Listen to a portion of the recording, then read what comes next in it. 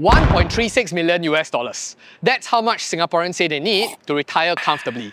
And this is way above the global average of the $1 million threshold based on a survey from HSBC. So we're talking about more than 25% above the global average. And here's the kicker. 3 out of 4 Singaporeans in their 60s actually underestimate how much they need to retire comfortably. So we are back again, Piranha profits out of the water, to figure out whether the man on the street is ready to retire in one of the most expensive cities in the world.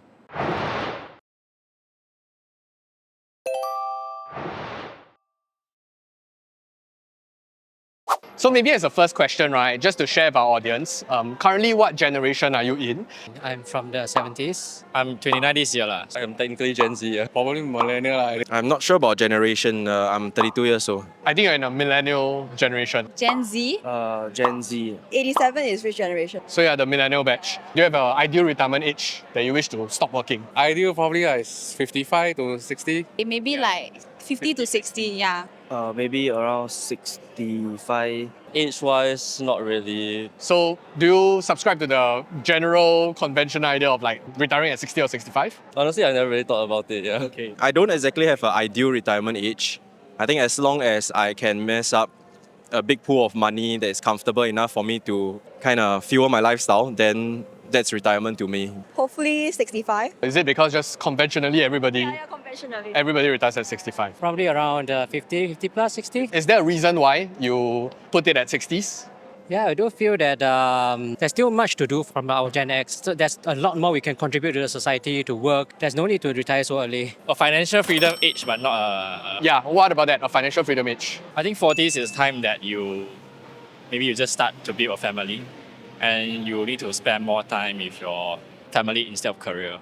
Okay. So I think it's very important that it's a time frame that you don't want to miss out in your life. Maybe counting like from a monthly income perspective, when you retire at 65, what's your ideal number that you need in terms of income? Maybe around 5K. If I want to live like a luxury life, then maybe around 4-5K. If not, you want to live like a normal average life, then maybe around 2K. 2 to 3.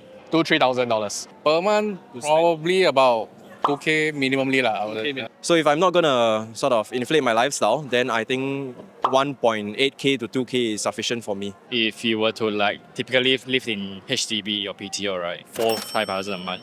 Okay. Personally. And maybe just to share with you, you can take a look at this. So this is a recent financial wellness index survey by OCBC, where they outline the different characteristics of a typical Singaporean journey, how much money they need for each individual lifestyle. In what bucket do you look forward to retire in next time in the future?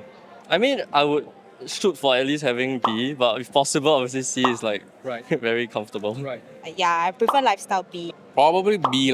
If you talk about like being single and alone, definitely can be a lower. But if you're talking about like having a family, that's still obviously B and C is about the range, right? I believe that somewhere around B, lifestyle B. Somewhere in the middle, because I am living in a private estate, yes, but we don't own a car. Okay. And we don't have a domestic helper. So there are some cost savings here and there, I suppose. Yeah. This one, A. You're okay with lifestyle A. Okay, so that's good also because if your expenses are low, means that you can retire a lot earlier. Also, just wanted to share, right? Have you heard of this financial planning rule called the 4% rule?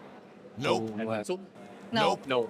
The long and short of it is basically like a retirement rule of thumb where the amount of capital you need to save up to generate a passive income at a 4% dividend yield kind of thing. So at a $5,000 number, right, do you want to hazard a guess how much in terms of capital? No, I guess a lot. I don't even want to think about the number. Actually, I think it's closer to 1.5 million. So is that a big number? Of course, far from that. So to get a $3,000 per month kind of income, you want to guess how much money you need invested? 1.5? 1.5 million. So actually at 3,000, you only need $900,000 to retire earlier. You want to take a guess like how much money you actually need to generate 4,000 a month, like in terms of capital invested. 500,000. I don't know, man. Hazard a guess? Anyhow, guess a number. 50,000. Okay, wait. 100,000. 500? 500. It's actually 1.2 mil. So a good rule of thumb is every 200,000 capital gives you 1,000 per month. So you just multiply that by 4 is 1.2 million. Just wanted to ask also, have you started planning for retirement? What's your method of saving, if you don't mind sharing? Okay, technically I do have some like savings plans with insurance, so those are actually for retirement funds lah. So aside from that, CPF side, I think I did some investment, but on the lower risk side, so that it's like a guaranteed return, in the long run lah, definitely not, of course, the short term. I hope I am. Right. Some form of savings, but I actually do spend a fair bit. That's why I continue working. Yeah. If you don't mind sharing, actually, do you have a savings method or advice that you can I share? do have a savings plan. Do you have other like part of your portfolio? Do you buy bonds or T-bills? I have bonds, I have equities, US shares, and then I have money parked here and there, but not sizable. I think like all Singaporeans, the very first thing is to increase your income. The more income you have, and if you maintain the same savings rate, you get more money into your savings account and also your investments and so on. The second goal is actually to not inflate your lifestyle, because it's very easy once you enter your 30s compared to when you are at your late 20s. You generally want to spend more because you have more saved up, so you feel that you're comfortable. To me right now, obviously, I'm not gonna close up my active income. So I'm a workaholic. Definitely, I will work. Second income, right? It's more about what I can do after my work. And obviously, I'm into investment. I do options also. I look into stocks, finding opportunity to buy more. Just a side cheeky question, right? Do you think saving money alone is enough to stay in such an expensive city like Singapore? Usually no lah. You need to earn lah. Right. You need to earn it. Okay. Oh, definitely not. No. No, it's not. You need to invest. Definitely not. If you have a high income, yes, right, not gonna deny that.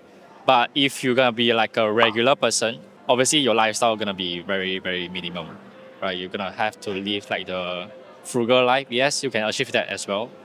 But if you look into more into like a better choice for your family, then obviously it's not enough. So actually also wanted to pick up this point about the inflation point, right? So if you were to retire, like let's say in 20, 30 years time, do you want to take a guess that 5,000 per month income, how much would it become in like 20 Very years? much lower, I guess, because inflation is going to erode it all away. And just using a 3% inflation rate, right, you need at least double. So that $5,000 will become like, you need at least 10,000 per month. Inflation, I believe, for 2K would be around 5.5K.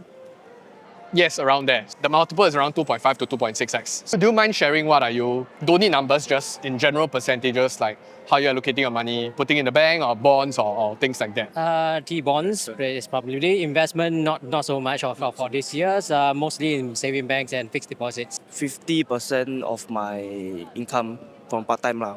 Then 50% I split into my different bills and my own expenses lah. Okay, Yeah. so you already started at a very young age, already putting around 50% of your income. Okay, that's good actually. Right now, it's mainly all in equities, 50% of which is in US and 50% of which is in China, to provide me different exposures.